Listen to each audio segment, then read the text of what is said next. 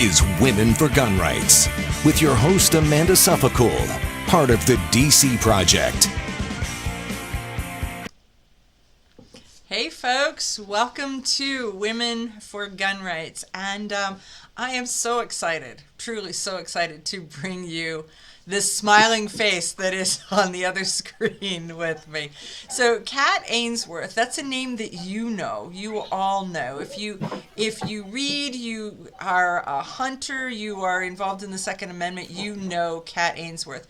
I'm going to introduce you to Kat Ainsworth Stevens, who is the mom to Grace, who is the mom to Bo, and you'll hear Bo a little bit in the background, but that's okay because, sometimes when you do it all, some of it comes crashing in and around. So we're putting it all together today so that you get an opportunity to see who and what Kat is. So Kat, thanks for joining us on Women for Gun Rights. Thank you for having me. It's nice to be here. Haven't seen you in far too long with all the pandemic stuff. It's been crazy. I'm telling you, I am so ready for in-person meeting. And so folks, can you bring Bo? Will he come to the screen? Can you show folks who they're seeing, or will that disturb him a little more? He's walking away at the moment, so I figure I'll leave him in peace until later. He's when walking. He insists. So look at this. I'm going to tell you that one of the things about Kat is that we even though we have not gotten to see one another in so very long, the internet and the Second Amendment community has gotten to be involved in the growth of her children. And so Bo is a community child. We'll say he has aunts and uncles across the country as far as I can see. So at some point people will get an opportunity to see him, and walking is not altogether that old of a thing. It's a fairly new feature that he's offering up, right? Mm-hmm. Oh yeah, running now. So okay. There you go. So tell folks a little bit about how did you get involved in the Second Amendment, in writing and hunting and shooting and guns? Just, because last time I looked, you're a girl. Yeah, it's shocking. Sometimes things get in the way of my shooting, but I overcome it. If I trace it all the way back, the turning point for me was a little bit of a stereotypical one. I was in an abusive marriage, and I realized I had no way to defend myself or Grace, who was pretty close to Bo's age at the time. And guns were not something that were exactly talked about much in my family, let alone liked in my family. Not a pro-gun or hunting family at all. So I was pretty much on my own. I had an uncle who was a cop, and he was the only one who supported any of the self-defense stuff outside of blow a whistle and run. Very useful. Yeah, exactly. So it grew from there. It took, I want to say, probably 10, 12 years before I started writing also about firearms and hunting. And I've been doing it full-time now, I think 10 years. Been about 9 or 10 years that I've been writing full-time in the industry. I've been very fortunate because it's not really common to be able to do that full-time. To be able to have it as a career, not as a sideline. I mean, so many of the Second Amendment folks say that they have a day job to support their Second Amendment habit, whatever that happens to be. Yeah. So who all do you write for? I write primarily for U.S. Law Shield now. And I also still freelance for just about everybody. Gun Make Warehouse on the Mag Life. Every once in a while, I still get on the Truth About Guns when I have the time for it. Guns America, and some hunting and fishing magazines too, like North American Outdoorsman. One I have a handgun column in that one. So I still try to find time for everything. It's a little challenging, but imagine. So so if you have a column, how often does the column show up? What do you cover? Talk about, you say it like, oh, I have a column, but I'm like, wow, I'm an engineer by trade. I can't spell. So those of you who write amaze me. I can't engineer. That's Dusty and Grace. They ask for help on things, and if it involves numbers, that's really cool. I can count to 10. So, the column is every other month. It's in North American Outdoorsman. And I also write for their other publications. North American Deer Hunting is one of those. The Outdoorsman has the Handgun column, which is a little hunting and a little bit of self-defense, because people don't tend to think about it. But if you spend a lot of time in the outdoors, you really do need to be capable of defending yourself. And too many hunters especially think they're somehow immune to violence. It can't possibly happen all the time. It happens all the time with hunters in the woods and in duck blinds. It's really quite more common than many people realize. Because someone takes offense at them being a hunter, or it's another hunter, or where's the violence? It's usually other hunters. Okay. It's usually other hunters. There was a case in Wisconsin, and this goes back about 20 years, where a man was trespassing, and the owner of the property and some of his friends happened to be out deer hunting as well. When they went to ask him what he was doing in the deer blind, they left their guns behind in their hunting cabin. And as soon as they asked him to leave, he acted compliant, said okay. He walked down the trail, stopped, pulled the scope off of his rifle, and turned around and killed all of them. Last winter, there was an altercation with a duck blind that has very fuzzy details, where 2 men were killed, 1 survived. And the older gentleman who had approached their duck blind and shot them, they didn't even know him. But he was another duck hunter, and that's all we know. So wow. It's usually other hunters, but it can really come from anywhere. So, wow, that's amazing. I was just reading an article that I'm trying to think of who brought it back up. It was a hunting article where using a carry gun to defend themselves because they were hunting elk and a bear attacked. And so they ended up being bitten, but yet at the same time used a snub-nosed .38 to dispatch a bear.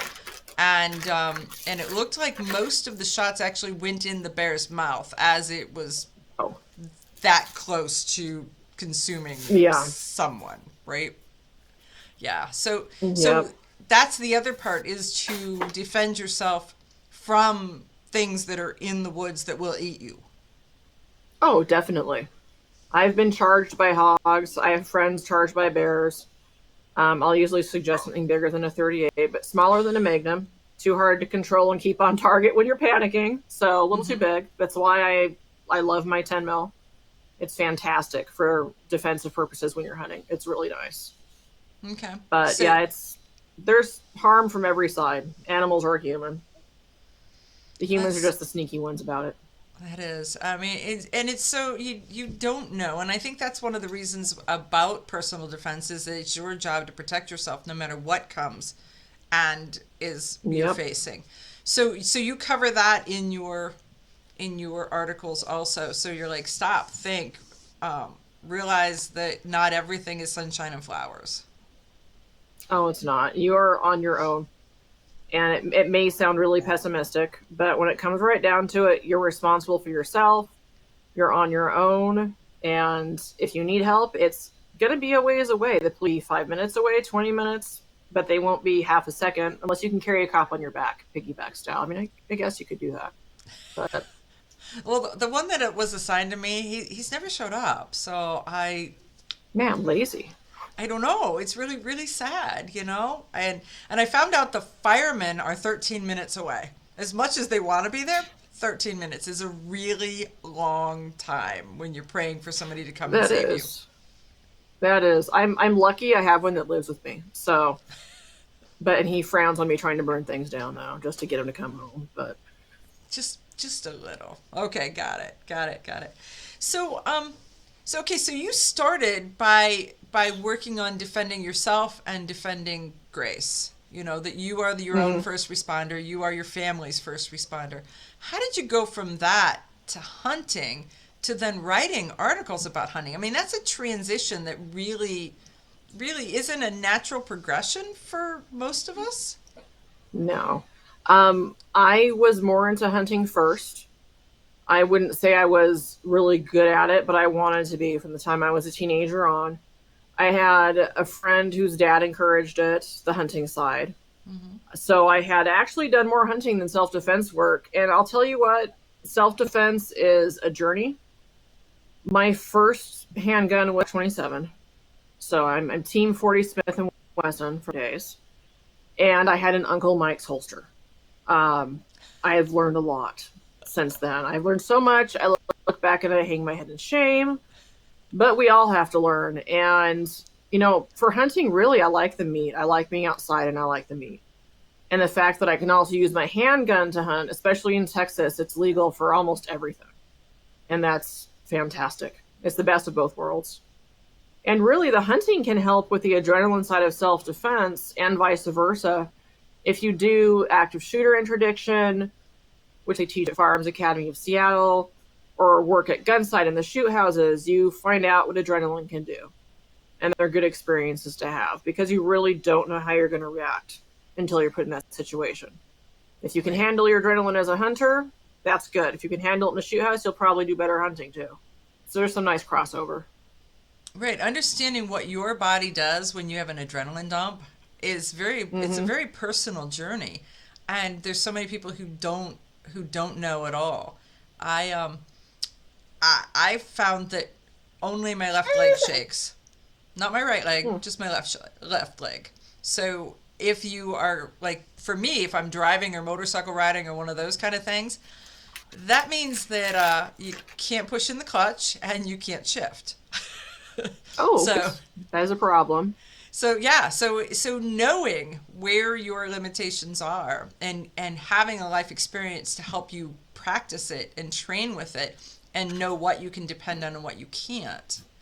So how do you tell people, how do you work with people on understanding adrenaline and themselves? I think a lot of it is something that you have to experience for yourself. You can explain what can happen with an adrenaline dump, but like you said, for you, it's very individual. It's just your leg. For me, I will shake, and it's something doesn't really happen anymore, but especially early on it did. You can tell if I get nervous enough because I'll talk really fast, which is less than helpful. But I think a good way for people to learn to do that is by doing, which means taking classes. It means training. Get skills so that you can then move on to do something that shows you what the adrenaline is like, because it's impossible for me to know what your reaction is going to be. If ours are all different. It really is. So I would say go get training. Start small and work your way up. So training, how often do you go for training? Now that depends on a few things. Usually I have a couple 100 hours a year for live fire. On the hunting side, I went hunting. I should know the answer to this because of taxes and gear reviews. I think 75 times last year, which was actually a little lower because of Bo being so young since he just turned one.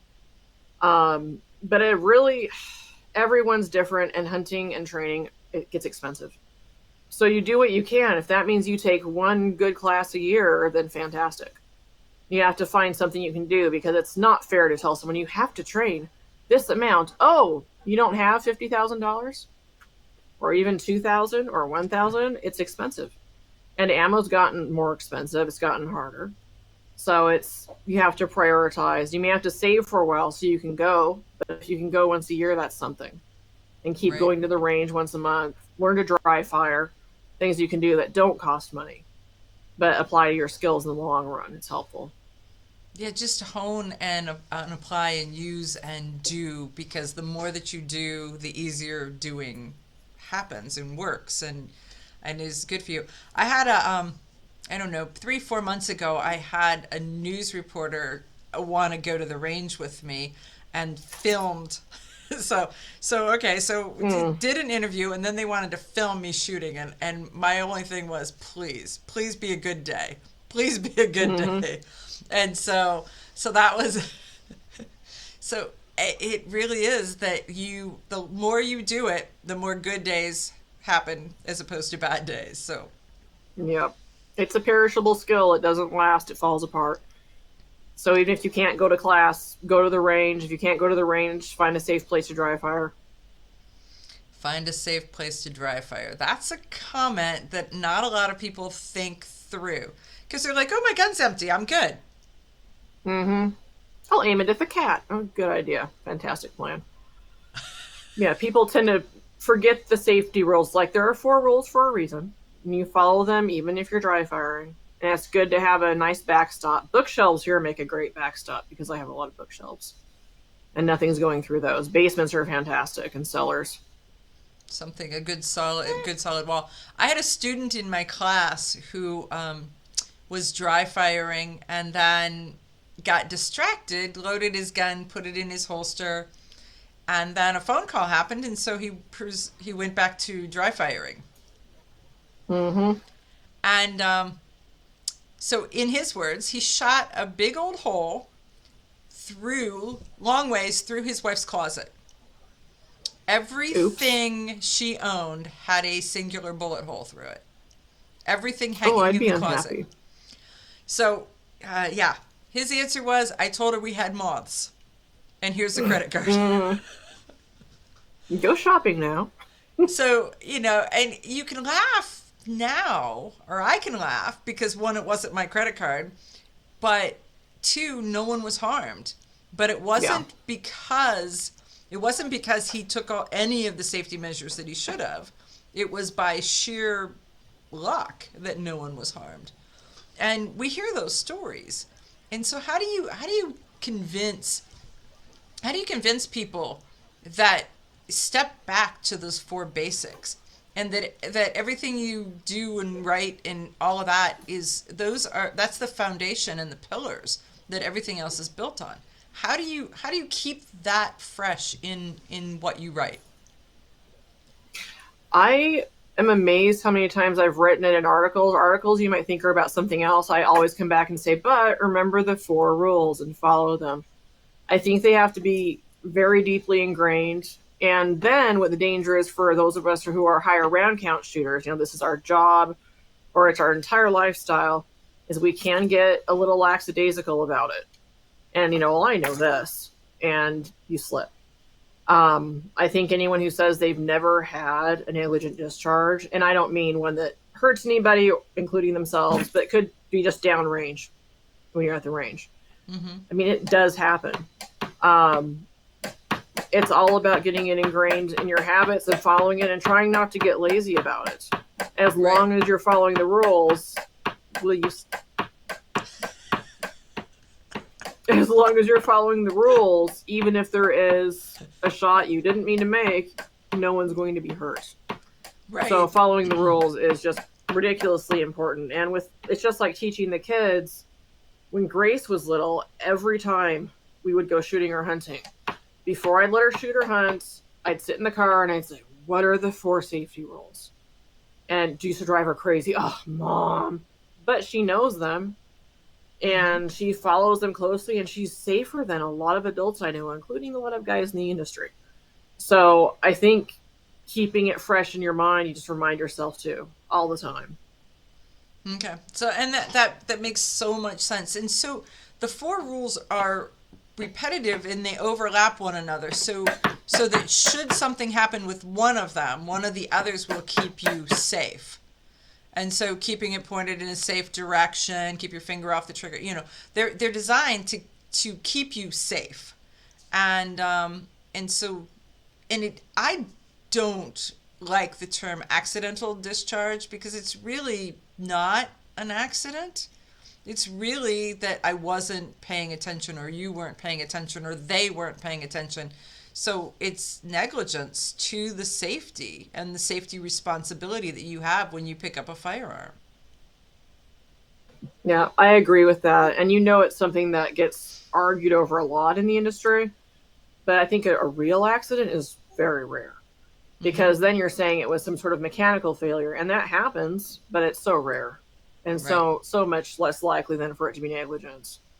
Right. Yeah, golly, when I dropped the hammer and the trigger was pulled, something went bang. So that had to be that it was broken. No. Yeah. No. It's a little bit like Alec Baldwin. The gun went off. I did not point a gun at someone and pull the trigger. Okay. Yeah. Even though it's on camera, still says that in interviews. Yeah. And I think a lot of that's denial, but it is what it is. Guns typically won't fire unless you pull the trigger. I'm sorry. It's just... unless you've got... I mean, we could get into the whole drop safe issue, but most guns are drop safe. So they really are, and they have redesigned them since the early 70s to make it to where that's not necessarily an issue. So, I mean, if we talk about the Alec Baldwin situation, I mean, to me, the thing that I have to say is the empathy. I mean, I'm not a fan of his. We'll start with that, but the empathy that I feel to him or to anybody else, knowing that if they didn't pay attention, they didn't follow the rules, and someone else is harmed because you were too good to follow the rules. It would be the same as like a vehicular homicide if you were texting or drinking or whatever, you know, that same fault and guilt because it's inherent in the actions you took that took another life. Right. Right, and I think something people have forgot when that happened with Alec Baldwin is that movie set realities and firearms are much different than real world realities. So you can blame him, but there was just a major breakdown in the safety chain of the movie set in general. And that's come out more and more as time's gone by, more of the details that, yeah, there were a lot of breakdowns along the way in safety. So there really were. A couple of years ago, I had an opportunity to be in a Matthew McConaughey movie that was in the gun show scenes for the movie White Boy Rick. So if you watch that in the opening scenes, there I am. But you know, you got to see so many extras on the set, and they don't know anything about anything except they want to be on screen. And so it was disturbing for a gun person to be in a gun show scene where all these other people are like, let me touch it. It was like being with 5-year-olds, you know, that were adults, right? Because they're all like, I'm going to touch this and I'm going to do this and I'm going to look at that. And it was like, no, right? And so I could see some of the mayhem associated with what was happening in the set. And part of what I heard was that there was a group of people using the firearm for shooting practice because they were from a place that guns weren't really commonly available to them, and so that they could. And so that's just another recipe for disaster. Oh yeah, it's just like teaching your kids. It's that whole magical, mystical element where it's exciting and fascinating, so let's touch it. Well, yeah, but it's not that kind of thing that you can just touch. It's not. And a lot of people don't understand and they don't respect it until they see it happen. Right. And then they act shocked that it could actually do that kind of damage. Well, it's a gun. It's a gun, and it can. It's sort of like giving the 6-year-old the keys to the Ford Explorer. You know, you don't do that either. Exactly. I heard something on the news the other morning that was interesting. Was the armorer said, I shook all the ammo and it rattled, so it must be a blank. Oh, I missed that. Wow. I was like, what? Wait, that's the litmus test?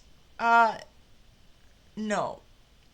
And so stay tuned for that a little bit more. But that just came out early this week, and I thought it was an extremely odd decision point. Yeah, it sounds a little strange. Maybe that's common. I don't, but I have no idea what the normal process would be on a movie set for that. That's a little weird.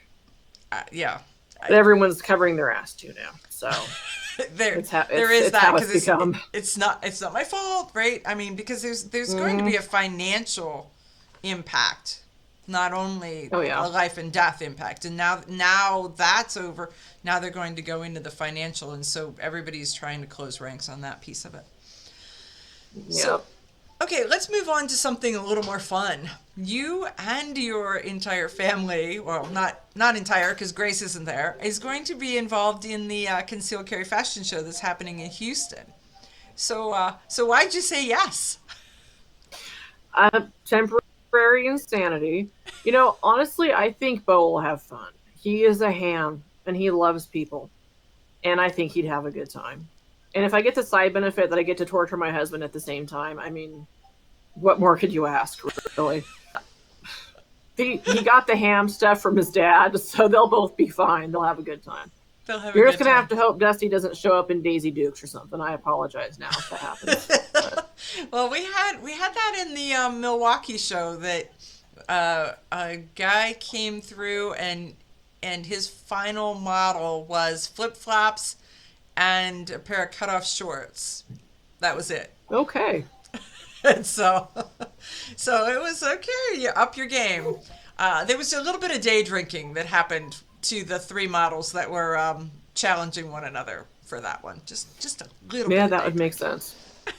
So Houston, on Saturday night at the Host Hotel, there will be a concealed carry fashion show. And so Kat, her husband Dusty, and Bo are all going to be participants in the concealed carry fashion show. So if you're in Houston, check it out. Come see us. Come join us, and it'll be absolutely great time. So I hear that you have had an opportunity to handle, shoot, hold the new Walther that just came out. I haven't shot it yet. I'm supposed to be getting one for review, but I don't have Okay. it yet. And I did a press release. I looked at the specs. I did what I can do without going hands-on with it. Mm-hmm. And I'm very curious. I have a feeling that it might be a little small for my hands because just like with any gun, it's specific to your hand size. So, but they didn't shrink it and pink it. So I see that as a pro because, that's usually what these companies do when they want something for a web. Just make it tiny and we'll paint it pink or purple. So it looks like they did a good job making a smaller gun for sure. Some of the improvements make sense. It's logical. So I'm looking forward to getting a chance to shoot it. So okay, so they will send you. How does that work? So tell folks how do they just send you guns and your safe just gets fuller and fuller and fuller, or tell folks how this works, because the perception is that those in the industry just get free stuff all willy nilly left and right. Oh man, I wish. No, it's a certain review time and the guns have to go back unless you decide to buy it, which is how you end up with more and more guns in the safe. And I admit that happens more than I care to say, but normally they go back. It's usually about 60 to 90 days. Sometimes it's longer. It just depends. Okay. So they'll ship it to you and then you just turn around and ship it back using the same. So, because there's rules associated with how you ship and how you mail and how you do things. And so shipping to and from a factory is a little different than shipping from one private individual to another or shipping from one state to another. Right. You can't use just any mail service you want. They get a little angry about that on the federal level. FedEx recently changed some of their guidelines, in fact, for shipping even between FFLs, which is interesting. And ammo can only go certain ways. There's rules. So you can't just drop it outside on your porch and let somebody pick it up. The one time I don't follow it, I get somehow arrested because that's how my luck works. So I'm always to follow the rules and stay up to date as they change because they change all the time. It matters what state you're in. There's just so many things. Whether it's a handgun or a long gun, it matters. It does indeed matter. And I'm the voice of experience to tell you that if you ship ammo and forget to put the ORMD sticker on it, you will have a conversation with the postal inspector. Oh. Yeah. So I was yes, sir. No, sir. I apologize, sir. And they confiscated and destroyed everything that I shipped wrong. No, really? Lesson learned. So I'm going to ask, how did they know it was ammo? I have to know this. Because they smashed it. Did you tell them? No, they smashed the box. Oh. And it was on accident, I assume? Pardon? On accident, I hope? Yeah, I would assume. Mm. I would assume, and Mm. then it was shotgun shells. They come rolling out, and they were in somewhere in Tennessee and I got that from the guy's accent as he called me. Oh, And God. so Rob was like, he says it was very fun to stand and watch me take the phone call because I start off and I'm just like, yeah, sure, I'm that person. He says, and then immediately I stood up almost like at attention, and then it was like, yes, sir, no, sir, I'm sorry, sir, yes, sir. Mm, God. It was like, oh, okay. So obviously that matters. And so, yeah, there was an ORMD sticker that did not make it onto a box, and that was the one that went badly. So paying attention to the rules really matters, and it's not a suggestion. There's reasons why, and he kindly explained to me that one of the reasons why is that they need to know what's in the packages so that they do not put something that is extremely flammable in the belly of an airplane that could be catastrophic. And so when he said that, it was like, oh, yeah, I do remember the airline in Florida that went down over the Everglades because. And Yeah. yeah, so yes, got it. Yeah, and it's that old rule people think too that, well, I'll just say I didn't know. Ignorance of the law is never a legal excuse. It'll never save your butt. It never does. It- Sounds like you got a nice person mostly. Yeah. So, lesson learned, and that was that. And so I tell the story to save other people from the loss, and I'm just grateful that I didn't harm someone. And so, Yeah. so it kind of all goes together. So what else do you want, folks? If somebody's saying, I want to get involved somehow in the Constitution or the Second Amendment or hunting or guns or, I want to be like you. What do you tell them? First, I would say you don't want to be like me because I'm a sarcastic, snotty person. Um, for the guns, it kind of depends on your personal lifestyle. I think one of the biggest mistake women especially make is they want to learn about, so they ask their husband or their dad. And that's okay. But, there's a reason we don't usually teach our, or even siblings or whatever. It goes better if you go to an outside source for a class. If you want to get involved in Second Amendment, I would usually say to start locally. And people think that things like, well, call your congressman, call your senator, doesn't matter. No, it really does. And being involved at a local level will help you everything on a national level too. It makes a difference. Learning to lobby and go to hearings helps. If you can't do that, donating even small amounts of money to like the Second Amendment Foundation, it helps a great deal. And I don't think people realize that. I think you're right. I don't think people realize that. And when they ask me, one of the things is I say, I'll tell you how I vote with my money. Here's the organizations that I support, and here's the reasons why. So it's the NRA and the Second Amendment Foundation on a national level, and then it's Buckeye Firearms on a state level. So for me, it's the two national organizations, and then the state level organization, and then the DC Project. But I think that each person looks at it for what's important to them. I mean, I would think that a hunting organization would be in your lineup. Not that I'm trying to speak for you, but you look at where it is, where's your interest, where's your desire, where's your love, and then how does it all fit together? Oh yeah, definitely. There's something for everybody, which is one of the great things about the industry that people don't realize, because it's so stereotyped as a bunch of old white guys. And yeah, there's old white guys, but it's for everybody. There are people who are Democrats in the industry, who work in the industry or have guns. There's everybody. It really is for everyone. There's a place for everyone. You just have to find it. Right. And there are people like you. No matter what you're like, there are people like you. I was talking to somebody the other day about Yehuda Reamer. And I was like, yeah, my friend, the Orthodox Jew, the Pew Pew Jew. They're like, I follow him. He's amazing. Is he coming to Ohio? If so, I want to meet him. And so, but it's like, who would think that, that is a niche, but it really is. I mean, when Tony Simon says the second is for everyone, he's so right. Yeah, it really is. It is. So what And new is? you know, Go, I'm sorry. Go ahead. no, you're okay. I'm going to lean off to one side and see what the toddler's doing now.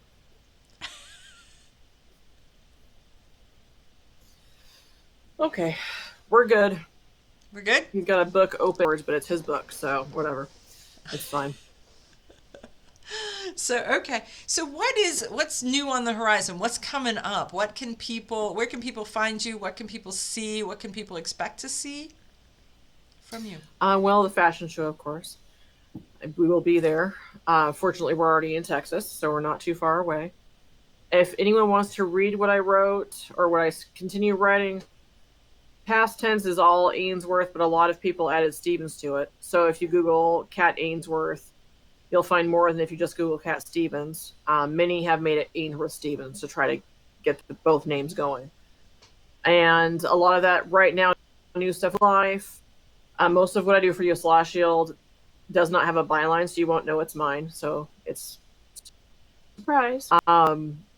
And then the magazines are digital, and sometimes I'll share those on my page. Also, those come out. Another one comes out, in fact, on Sunday. And I have an article in there about kids and deer hunting. I'm looking forward to that one. It's got lots of pictures in it of all the kids. Good timing with Mother's Day a week away. The Meg Life, so it's the Meg Life, that T-Tag every once in a while. And my daughter Grace is also doing work for T-Tag now. She has a weekly gun-related political cartoon that she draws, and they publish on the weekends, which has had a wide range of reactions. And then she also does occasional posts for them. So you can find her as Grace Stevens on The Truth About Guns also. We're out there. Just That's great. That is absolutely great. Well, I think I'm wrapping up. I don't have any additional questions for you. Is there anything that you want to tell folks, or anything that you want to ask me about this or anything, or do we want to wrap it? I want to know if you've chosen something for Dusty to model yet for the fashion show. No, but I will in the next week. I'll have that, and I'll let you know exactly what that is. So that works for me. I have to know, can the audience see Bo before we go? Bo. Oh, hi. Come here. Come here.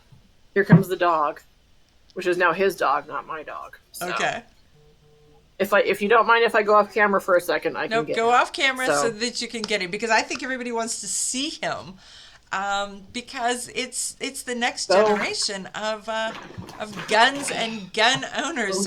So Bo is a toddler who is involved in the Second Amendment because his mom is and his dad is. And you are covered in food. My goodness, what have you been doing? He says, I do all kinds of things. Sit your butt down. Yeah, right. There, everybody gets to see him. So this is Bo. And okay, pick him up a little. There we go. Okay. So there is Bo, and we wanted to make sure that everybody got to see him, because they got to hear him a little bit, but he was really good. And so as we sign off, we just wanted to say, hey there, Mr. Bo Stevens. And we're going to really enjoy watching you become a hunter and a fighter and a Second Amendment advocate also.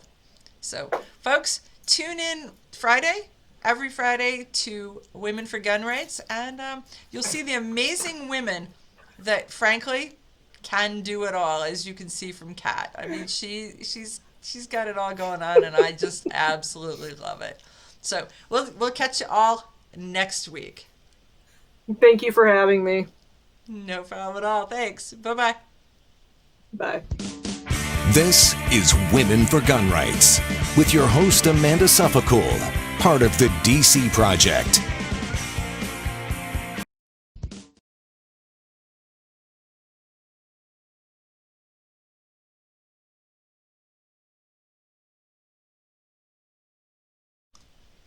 Okay, you still there, or are you frozen?